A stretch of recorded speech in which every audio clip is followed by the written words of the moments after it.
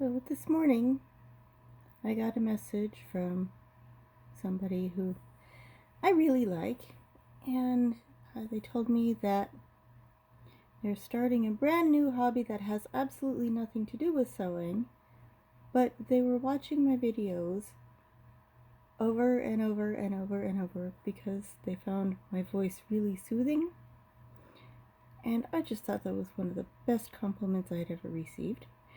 And so I decided that just for them, in their honor, and for whoever else wants to listen, I am going to start, while I'm working on my projects, telling some stories, just to have them out there. Now, some of these are going to be family stories. I'm actually starting with a family story today. I guarantee they are not accurate because these are things that I was told when I was a child 30-something years ago. And I know I did not remember them correctly. And some of them, I'm actually going to look up some,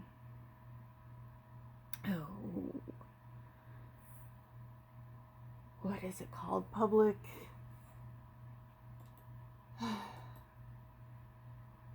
domain. That's the one, for pity's sake. Some public domain, possibly books or short stories. And I'm just going to start telling stories while I'm working, because it seems like a thing to do. Also seems like fun. So that's what's happening. But today I'm going to tell you a story about Uncle Al. Now, I call him Uncle Al. He's not really my uncle, he's my great uncle. But because I come from a nice Catholic family, and the whole point of nice Catholic families is to produce many, many more Catholics. Many, many more Catholics. But because my grandparents did not produce many, many more Catholics, they only had 4 children. My great aunts and great uncles kind of took up the honorary title of aunts and uncles. Now, this story is about my Uncle Al. Uncle Al was an interesting guy.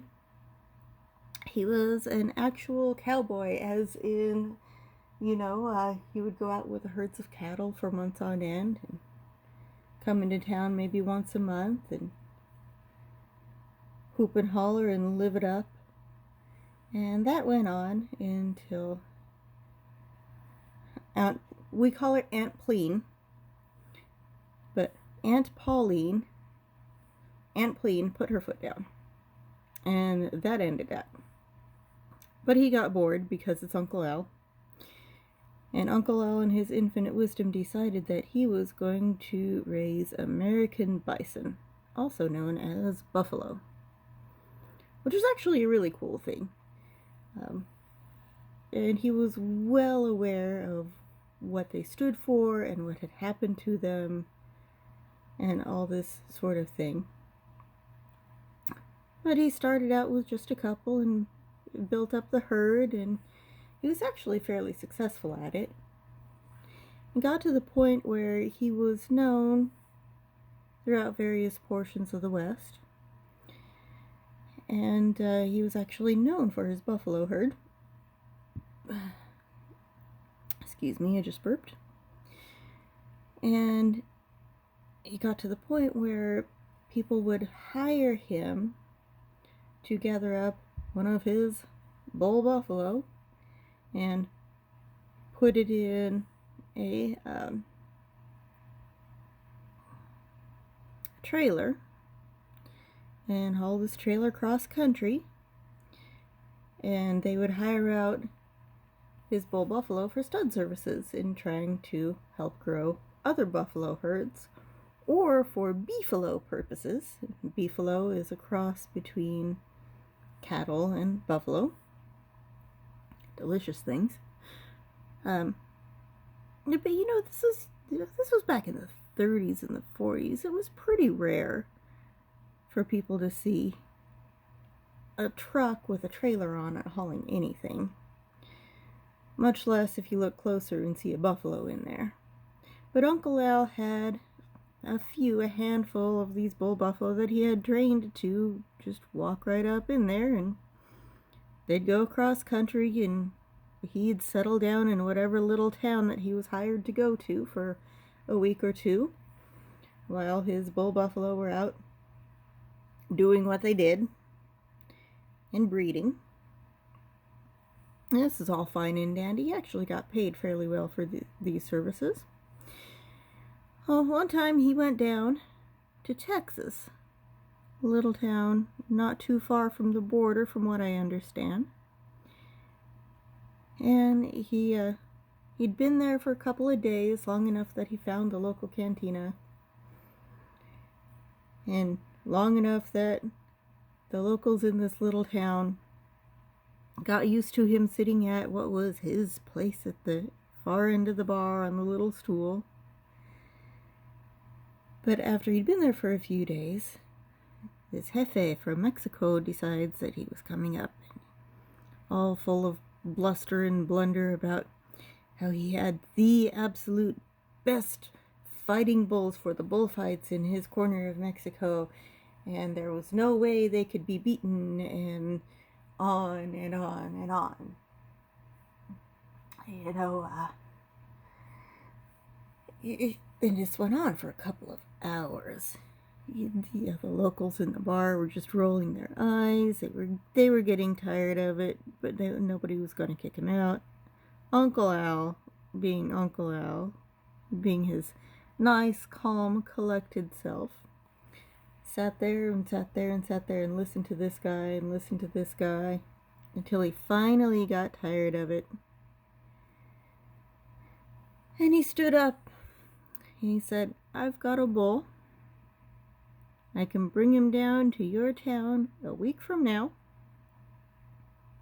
because he's hired out for stud services right now.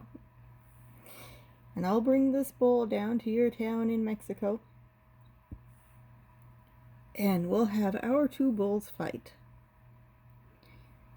And Jefe was going off about, no.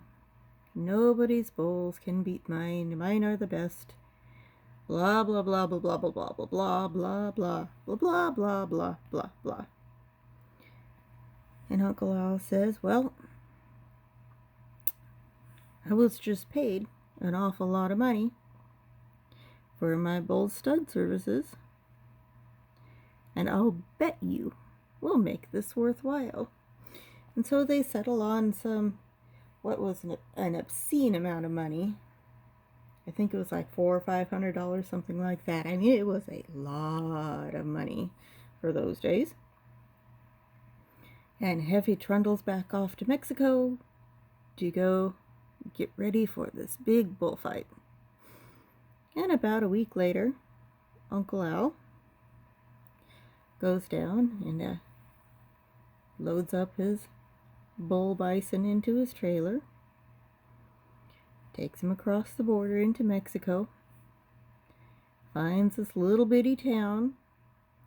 Now, evidently, Jefe had gotten this town into an uproar.